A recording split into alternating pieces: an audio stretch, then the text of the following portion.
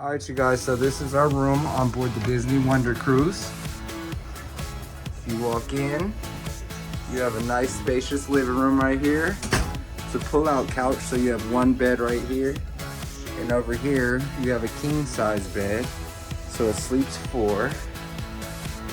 You have charger ports over there, lamps over there, a nice mirror right there, dresser drawer space in the corner right there.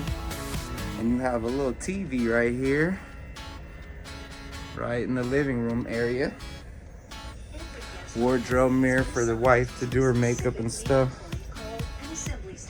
You have a mirror right here to see how your outfit looks. Over here you have closet space, a safe to put your stuff in, your jewelry or whatever you may have. Over here you have the toilet area, which has a door attached to it, so it separates this area with a shower.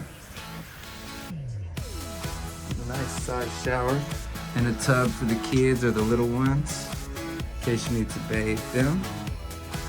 And yeah, so they fit as much stuff as they could on this space in the ship, but it's pretty nice.